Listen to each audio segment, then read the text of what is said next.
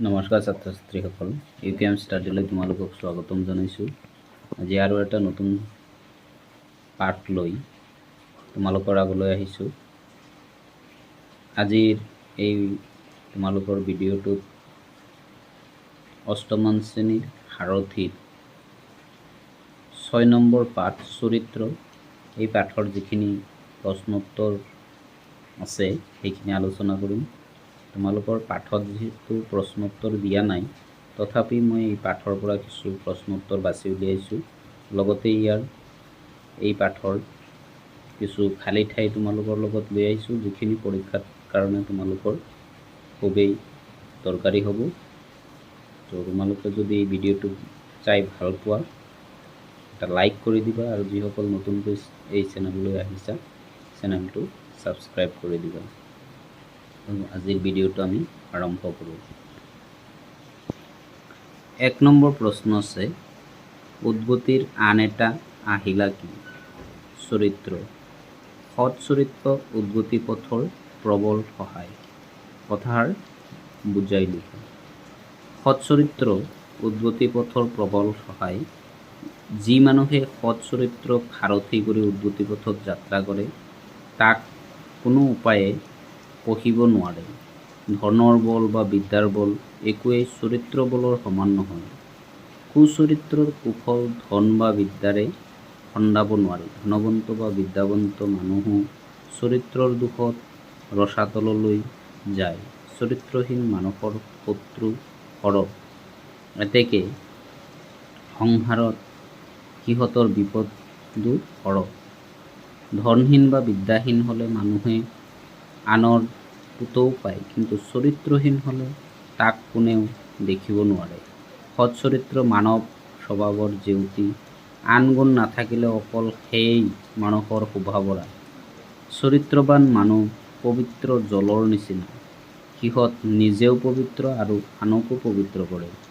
চৰিত্ৰৱন্ত মানুহক চৰিত্ৰহীন মানুহে পেটে পেটে ভয় কৰে আৰু সিহঁতৰ আগত বেয়া কাম কৰিবলৈ সংকুচিত হয়। ধন আৰু বিদ্যাৰ পৰা মানুহে ক্ষমতা লাভ কৰে, কিন্তু চৰিত্ৰৰ পৰা মহত্ব প্ৰাপ্ত হয়। কুচৰিত্ৰই মানুহক পশুত্বলৈ নমায়, কিন্তু সুচৰিত্ৰই দেৱত্বলৈ তোলে। সুচৰিত্ৰ মনুষ্যত্বৰ সাৰ, এতেকে সি উন্নতিৰ মেৰুদণ্ডৰ নিচিনা। গতিকে এইটো এটা বহুত গুৰুত্বপূৰ্ণ পাঠ। এয়া চৰিত্ৰ সদায় তোমালোকে ভাল চৰিত্ৰ কৰিবলৈ চেষ্টা কৰিবা। বেয়া চৰিত্ৰ হ'লে তোমালোকক কোনেও ভাল নাপাব। 3 নম্বৰ প্ৰশ্ন আছে, চৰিত্ৰৰ মূল কি? চৰিত্ৰৰ মূল হ'ল অব্যাস। এইটো কিন্তু প্ৰশ্ন পৰীক্ষাত আহিয়েই থাকে। পিছৰ প্ৰশ্ন, অব্যাস মানে কি বুজা? কোনো এটা কাম সদায় কৰি থাকিলে তাক পাছত গৈ এৰিব নোৱাৰা হয়, আৰু এৰিব নোৱাৰা হ'লেই সেই কামটো অব্যাস হোৱা বোলে। 5 নম্বৰ, ভাল বৃত্তিৰ পৰা ভাল চৰিত্ৰ আৰু বেয়া বৃত্তিৰ পৰা বেয়া চৰিত্ৰ জন্মে। কথাষাৰ বুজাই লিখা। এইটো কিন্তু প্ৰশ্ন পৰীক্ষাত আহিয়েই থাকে, ভালকৈ তোমালোকে পঢ়িবা। মানুহৰ অন্তৰত ভাল আৰু বেয়া দুই শ্ৰেণীৰ প্ৰবৃত্তি আছে। দয়া এটা ভাল আৰু লোভ এটা বেয়া বৃত্তি। ভাল বৃত্তিৰ গুণত ভাল অভ্যাস জন্মে, যেনে লোভৰ গুণত মানুহ চোৰ হয়, ঠগ হয়। এতেকে ভাল বৃত্তিৰ পৰা ভাল চৰিত্ৰ, তাৰ বেয়া বৃত্তিৰ পৰা বেয়া চৰিত্ৰ জন্মে। ভাল বেয়া দুয়োবিধ বৃত্তিকে মানুহে যত্ন পুৰুষাৰ্থ কৰি বঢ়াব তোতাব পাৰে। যি চৰিত্ৰ ভাল কৰিব খোজে, সি তাৰ বেয়া বৃত্তিবোৰ দমাই ৰাখি ভালবোৰৰ তেজ বঢ়োৱা উচিত। আমি সদায় বেয়া বৃত্তিবোৰ এৰা উচিত আৰু ভাল বৃত্তি গ্ৰহণ কৰা উচিত।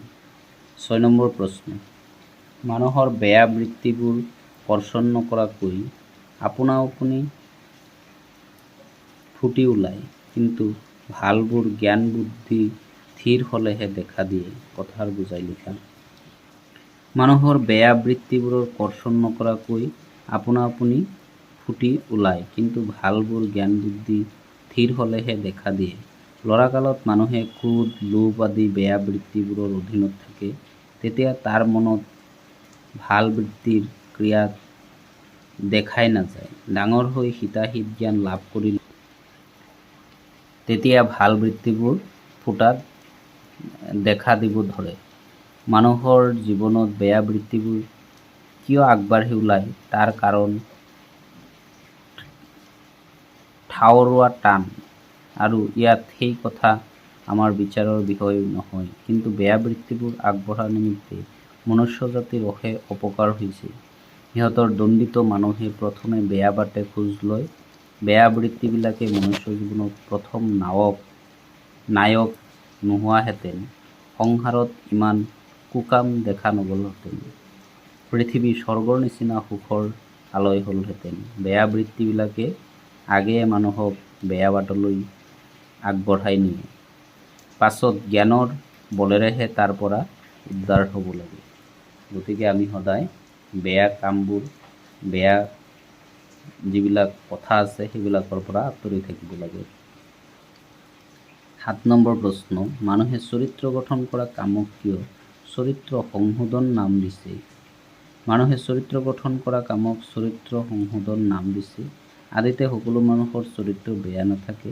পাছত জ্ঞান বুদ্ধি উপজিলেহে তাক শুধৰাই হ'ব। কিন্তু বেয়াক ভাল কৰা বা অপবিত্ৰক পবিত্ৰ কৰা বৰ টান কথা।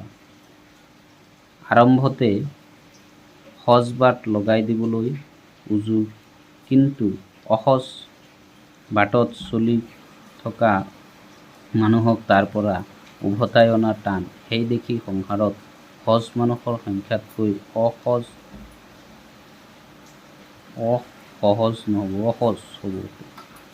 মানুহৰ সংখ্যা সৰহ। আনৰ পৰা অসজ পথত প্ৰৱৰ্তাৰ নিমিত্তে জ্ঞাত মানুহৰ ৰূপ জন্মে। পাছত জ্ঞানৰ পোহৰত আৰু কুন্দচালী দেখিলেও সিহঁতৰ এৰি দিব নোৱাৰে। এতেকে কোমল বয়সতে চৰিত্ৰ শুধৰাই নল'লে পাছত শুধৰোৱা টান হয়। কোমলতে ভাজ দিলেহে বস্তুৱে ভাজ লয়। যি মানুহে কুকাম কৰি সাৰ পকায় তাৰ চৰিত্ৰ সংশোধন কৰা কদাপি সহজ নহয়। তো এইখিনি আছিলে এই পাঠৰ প্ৰশ্নোত্তৰ। এতিয়া আমি এই পাঠৰ যিখিনি খালী ঠাই আছে এইখিনি আলোচনা কৰিম। যিখিনি আই লিখা আছে এইখিনি তোমালোকে ভালদৰে চাবা। এইখিনি পৰীক্ষাত আহি যোৱা খালী ঠাই। উদ্গতিৰ আন এটা আহিলা চৰিত্ৰ। সৎ চৰিত্ৰ উদ্গতি পথৰ প্ৰবল সহায়। কুচৰিত্ৰৰ কুফল ধন বা বিদ্যাৰে খন্দাব নোৱাৰি। ধনৱন্ত আৰু বিদ্যাৱন্ত মানুহো চৰিত্ৰ দোষত ৰসাতললৈ যায়। চৰিত্ৰহীন মানুহৰ শত্ৰু সৰহ। ধনহীন আৰু বিদ্যাহীন হ'লে মানুহে আনৰ পুতৌ পায়। সৎ চৰিত্ৰ মানৱ স্বভাৱৰ জেউতি। চৰিত্ৰৱান মানুহ পবিত্ৰ জলৰ নিচিনা। কুচৰিত্ৰই মানুহক পশুত্বলৈ নমায়। সুচৰিত্ৰ মনুষ্যত্বৰ হাড়। চৰিত্ৰৰ মূল অভ্যাস। মানুহৰ বেয়া বৃত্তিবোৰ কৰ্ষণ নকৰাকৈ আপোনা আপুনি ফুটি ওলায়। মানুহে চৰিত্ৰ গঠন কৰা কামক চৰিত্ৰ সংশোধন নাম দিছে।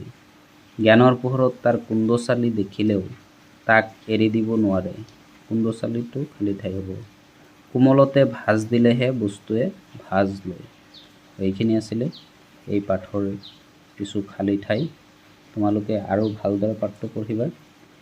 তেতিয়া যিকোনো প্ৰশ্ন আহিলে বা শ্বৰ্ট প্ৰশ্ন আহিলে তোমালোকে পাৰিবা। এই খালী ঠাইখিনি পঢ়িলে তোমালোকে চমু প্ৰশ্ন আহিলেও ইয়াৰ পৰা পাই যাবা। আজিৰ ভিডিঅ'টো এইখিনি আছিলে। ধন্যবাদ।